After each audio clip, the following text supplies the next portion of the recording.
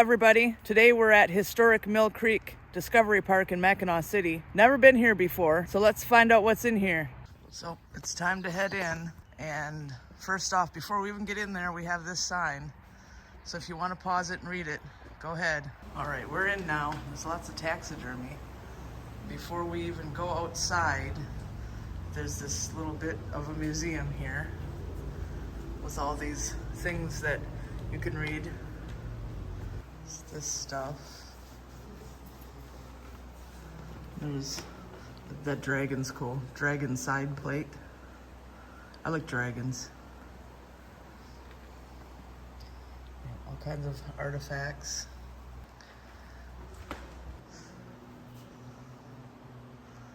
Oh, lots of snow there. Well, back then, yeah. What do you mean back then? That's a new picture now. That's a new picture now? Oh, reaction. Yeah. Okay. Yeah. Talking about building the fort on Mackinac Island. After they closed the one down in Mackinaw City.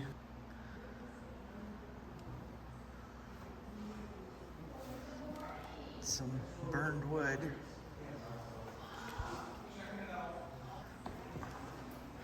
Got the age of the mechanic.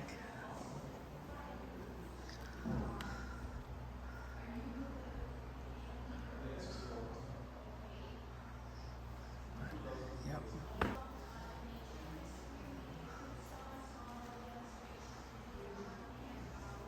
Artifacts from Structure 1, the Campbell family. And here's a model of the mill, which we will be seeing this mill shortly.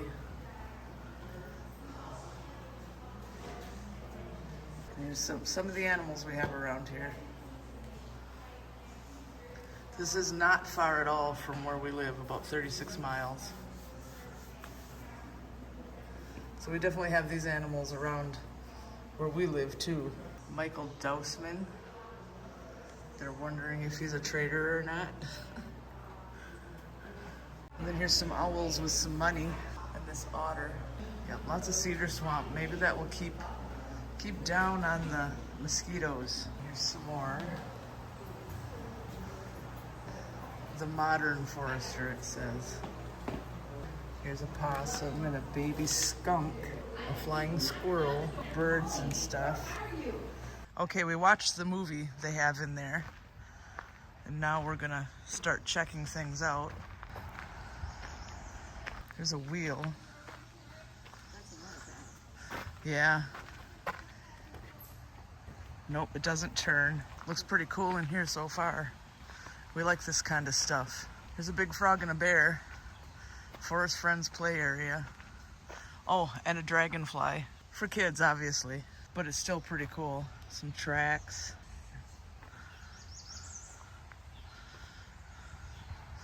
And there's a beaver.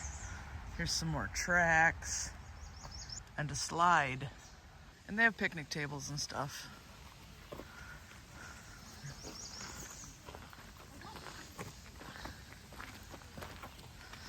It's really pretty in here.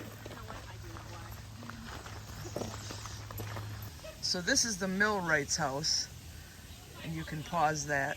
We'll head down there, check it out. Well, you can go around that side of it.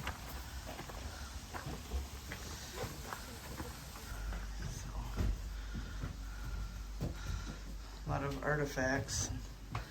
This is the ground. I think water must have been there. Yeah.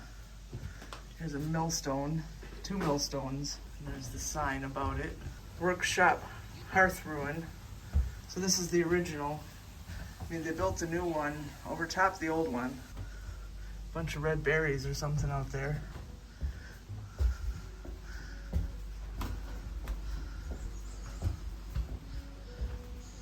So there's the food cellar with food in it, and a whole bunch more artifacts they found. Buttons and stuff. Bones. And then here's this. Oh, it got dark. Oh, showing fire in there. And people, it's holographic. pelt and some more artifacts from the living quarters. What's in here? Oh. Huh. Okay, spring. It's the runoff from the melting snow in the creek that fills our mill pond. The pond is almost full now, and we'll start sawing next week.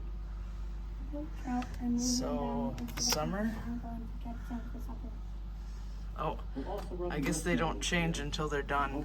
Yeah, there's little videos you can watch in here based on the season.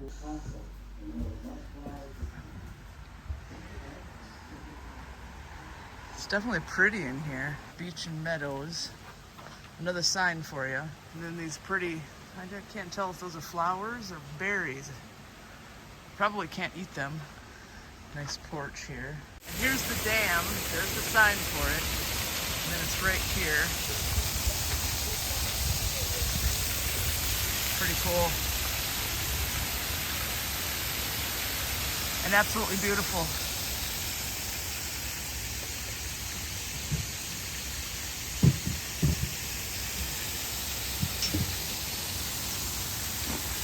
Lots of pretty scenery in here.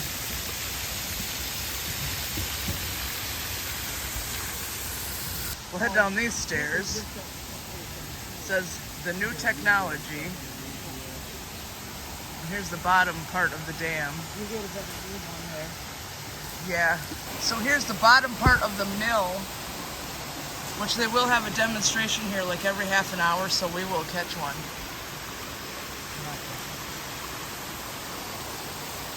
Pretty awesome.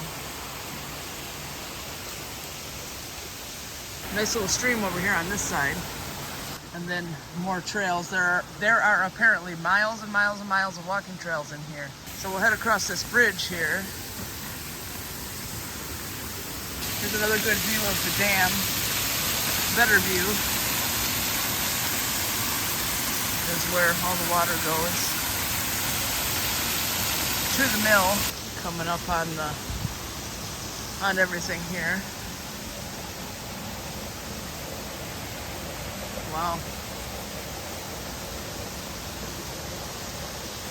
And here just from the other side, this water trough runs the mill. I mean the water in it, not the trough. But that's how it gets there. Wow, these flowers, they smell good and bad at the same time. That's milkweed. Milkweed? And that's monarchs. Yeah, this is for the butterflies. They smell good, but yet they smell bad. It's weird. But they're pretty. And milkweed pod kind of looks like a bird.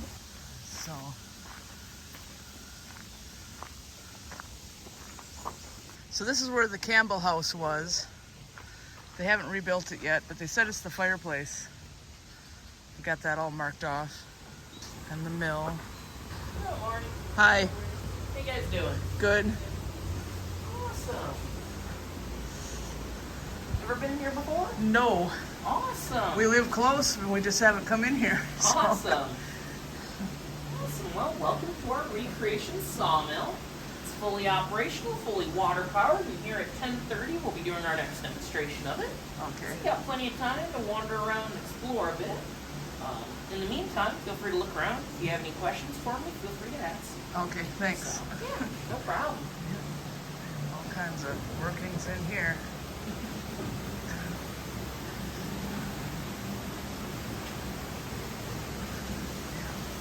All powered by water. You can see down there.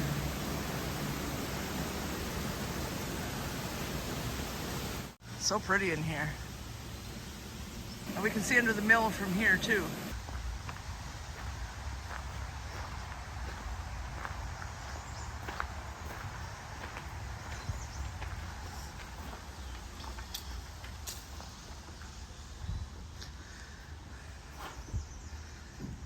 Got a lot of seeds here. Corn. All kinds of different seeds. Beans.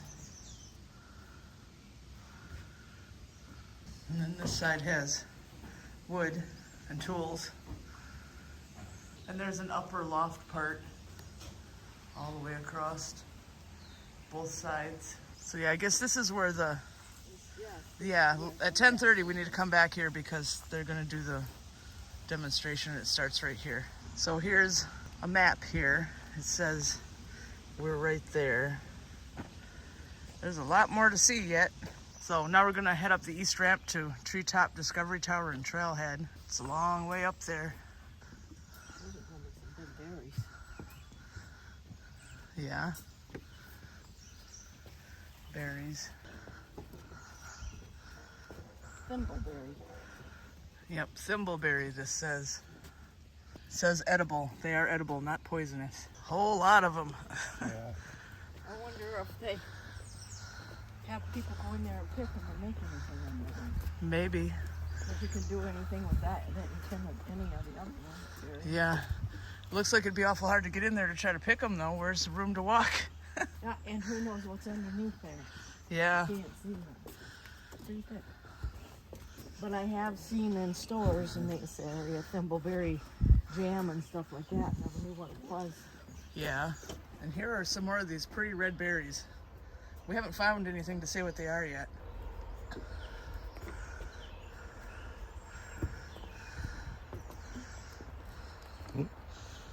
Now we're looking out over everything. Here are benches if you need them. Okay, paper birch, which is that tree right there. So they have a rock wall and a big tower in here. Here's another sign for you. So there's some trails here. Oh, goody. I'm standing back a little. Poison ivy. There you go. No, I'm very allergic to poison ivy. Stay on here. Stay on your trail. Yeah. Yeah, forest canopy bridge, but there's no admittance. So that's pretty cool. I would have walked over without park staff present. I think that's part of the Discovery Park part, which according to the website you have to pay extra for. A fork in the road. Mm-hmm. Mill Pond Trail or Evergreen Trail or the zip line. Yeah, we can probably turn around and go back. Yeah, because I think there's more stuff to look at down Yeah, there. 'cause apparently it didn't mean anything. I don't know why they would have done that. The zip line is, and that kind of stuff is the Discovery Park part, which you pay extra for. And I am not in good enough shape for a zip line, so we'll just head back the way we came. So instead of taking that big long ramp again, we'll head down this hill. Hey, why don't we lay down and roll down the hill like we used to when we were kids? No.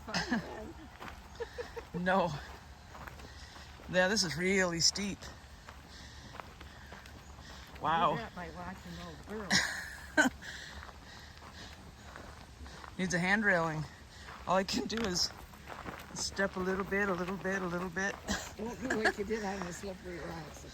Okay, run down the hill. Oh yeah, when I fell at that video is pretty well gone viral all over the place. People love to see me fall.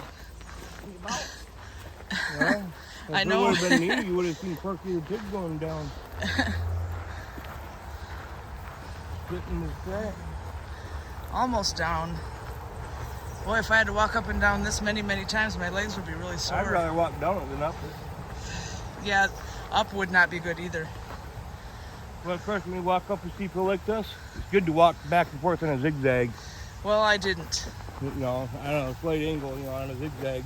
Because then it's not like just a straight on shot, and it actually, you can get up the hill a little easier that way. Yeah. So there we go. It doesn't look that steep, but it is. Checking our milk feed for monarch eggs. So are you? Yeah. I just got how many monarchs you get. We've got a couple of monarchs that like to flutter around here occasionally, and because they're endangered, I'm really hoping that they choose us to lay their eggs. Yeah, hopefully, yeah. I have some by my house, but I've never seen them. Eggs. But my grandkids have helped them along and raised them in an aquarium in their house.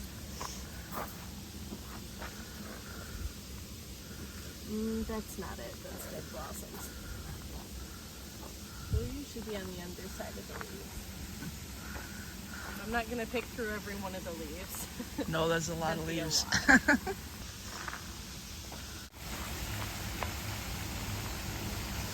So there's another little pavilion over here we'll check out. And they have this nice area with picnic tables. But there's some more trails up there. We're not going to go up there though, because they said there are miles and miles and miles of trails. And there's a purple flower. It's a wild iris. A wild iris. Of course, there's fish and stuff in here. I just seen a minnow jump out there. A minnow? Yeah. You see the rings coming off it. And here's a nice little lookout. Oh, another. That's big poison ivy. Really big poison ivy.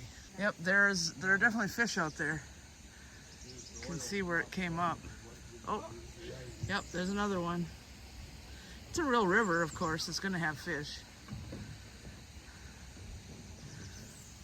Must be dinner time. And there's that bridge that they have closed. Way up there. But that's part of the Discovery Park stuff.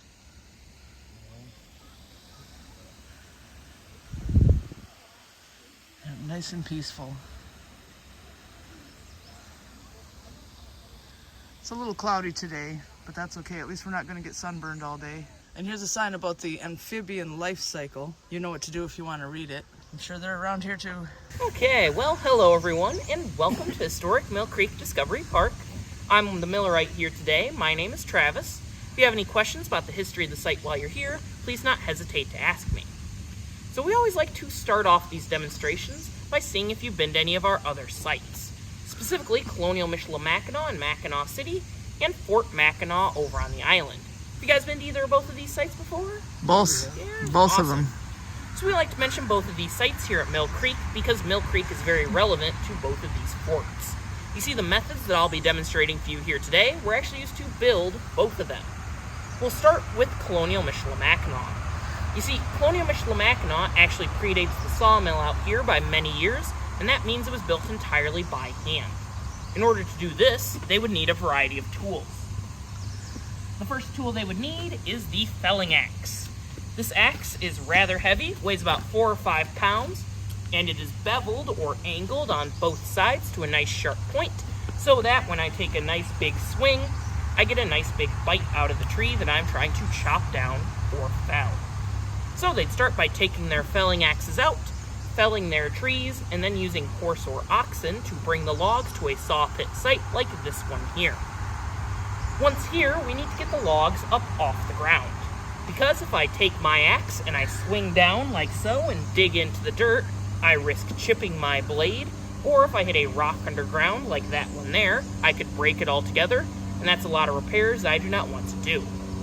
So we take our logs, lift them up, and we set them on saw blocks like these here, or those behind me. Once up on these saw blocks, we run into a different issue, and that is it's a round log on a flat platform, and that means it could roll and I could potentially fall off.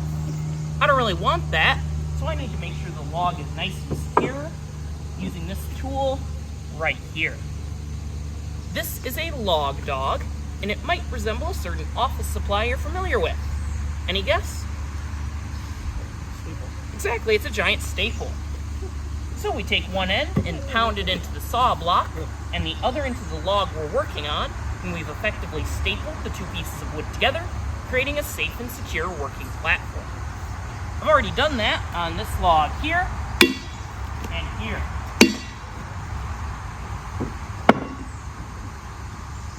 So now that we know we have a safe and secure platform to work from, I can take my felling axe, get up on top of the log, and I'll put a notch in it like so.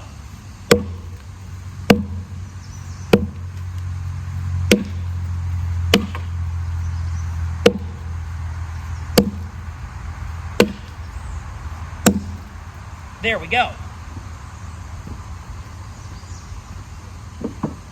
So now that we have a notch in our log, we're ready for our next tool, which is this right here. This axe has a rather large and broad head, and so it is very creatively called a broad axe. This broad axe has a few unique features, the first of which is it's only beveled or angled on one side. This side here is completely flat. This is so it acts as a giant chisel, help us separate that piece from the log. The other unique feature is its handle, which is offset by quite a bit. This is actually a safety feature, so that when I swing the axe like so, I don't risk hitting my knuckles on the log, and I avoid breaking them. So I'm going to go ahead and take this broad axe here and separate this piece from the log.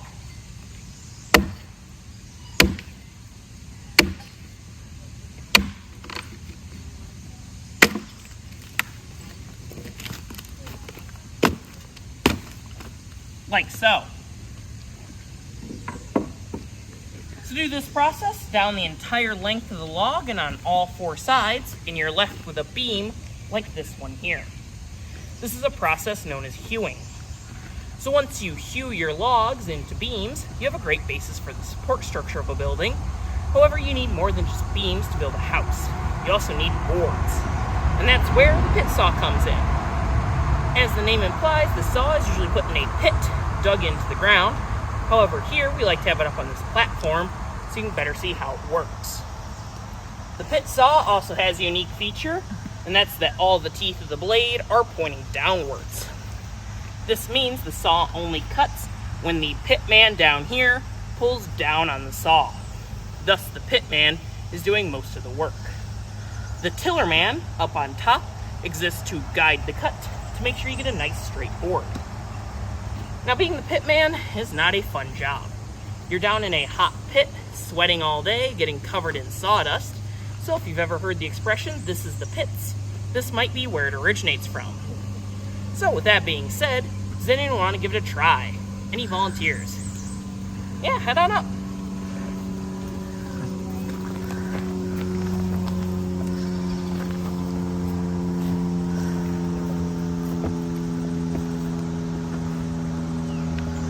Okay. We'll go ahead and move over here to this new cut. So if you want to go ahead and take a few steps closer, we're going to try to keep the saw nice and straight up and down.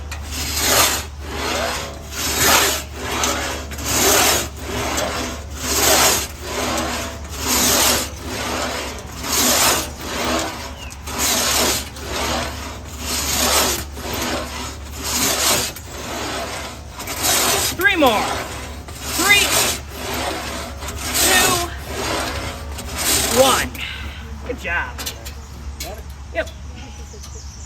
Just gotta get it. There we go. Okay, if we could get a round of applause.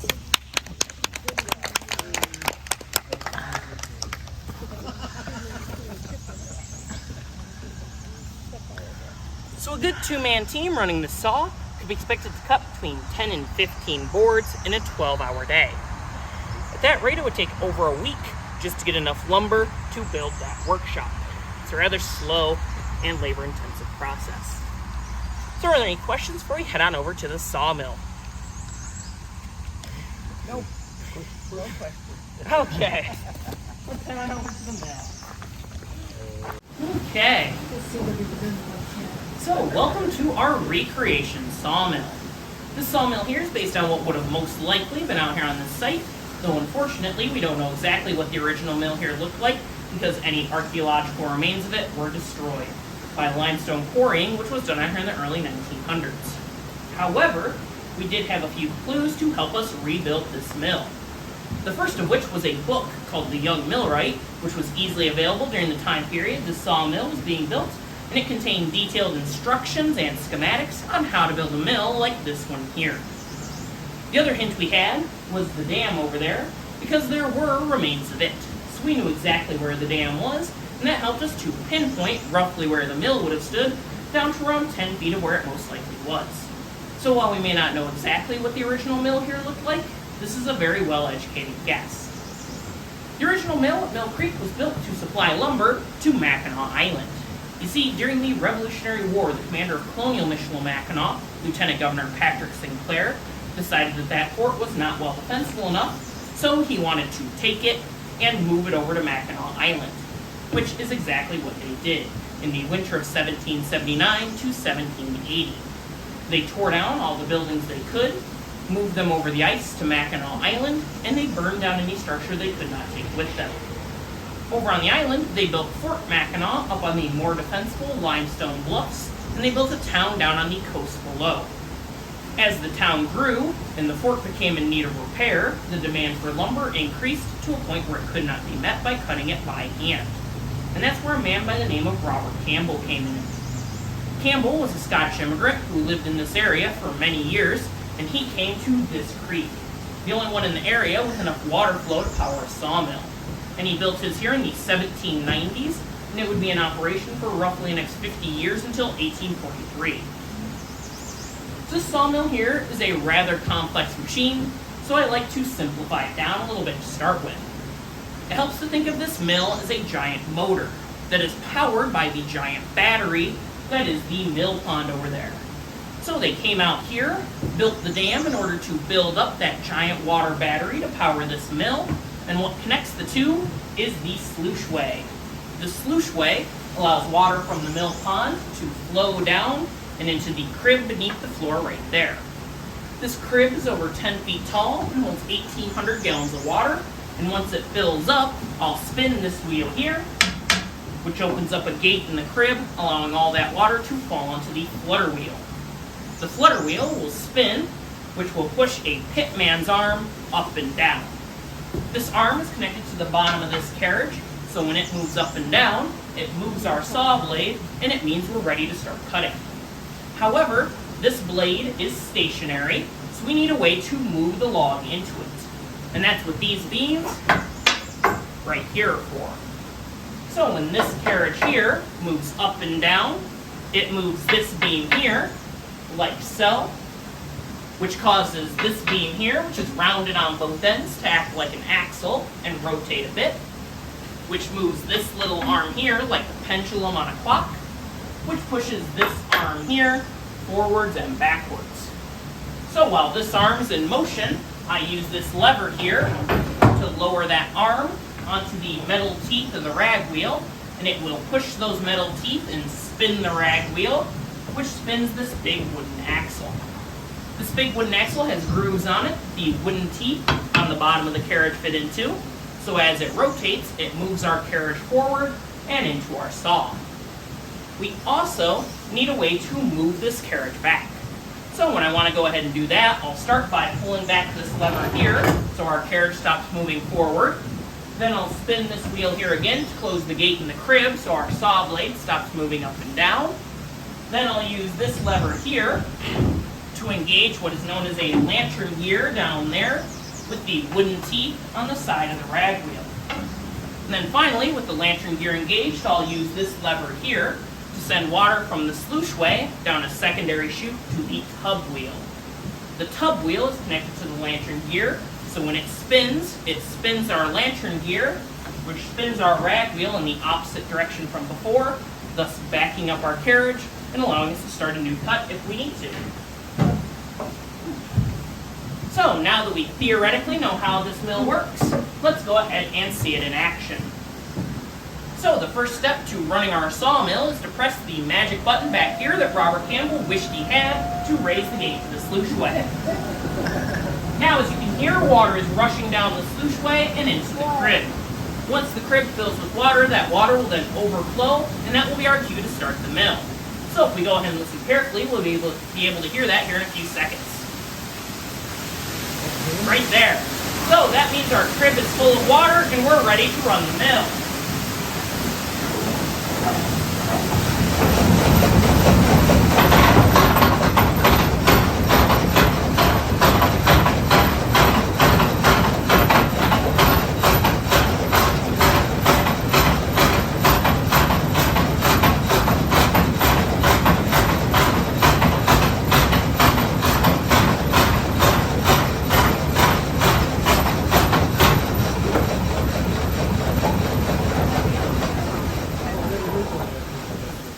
Now we close the gate to the crib down there, engage our lantern gear, and send water to the tub wheel to move our carriage back.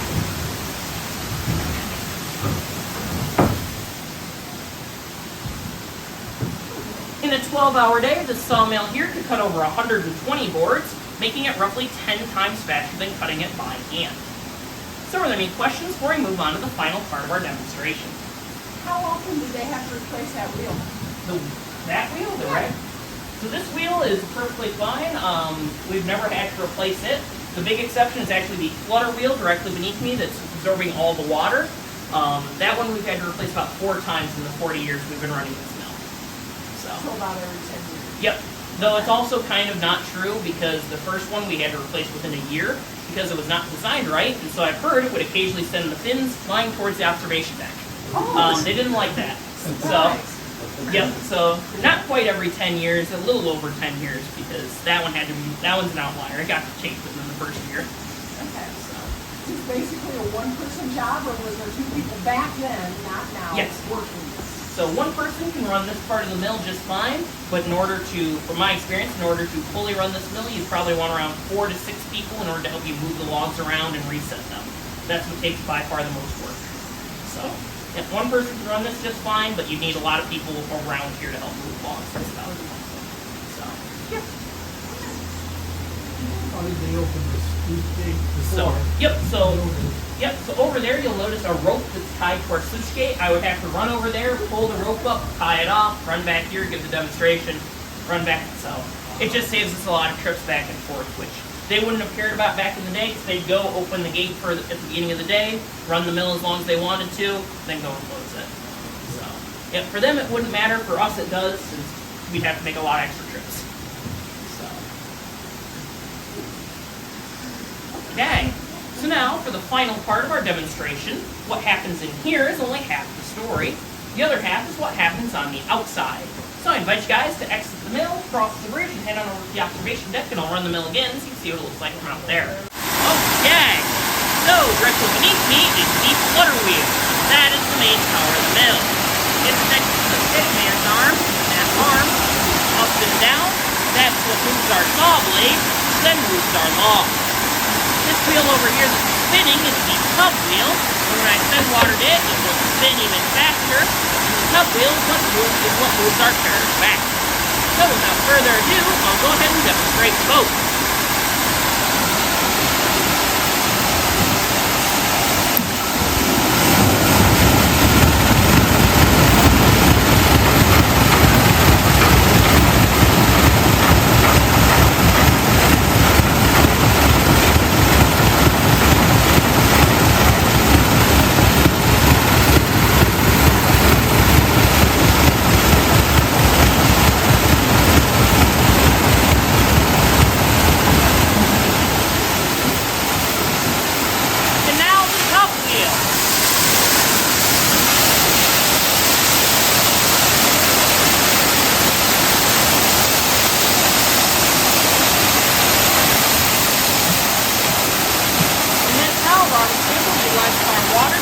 If you have any questions, feel free to come and ask. If not, have a wonderful day and enjoy your stay here at Mill Creek. So here we have an animal exhibit.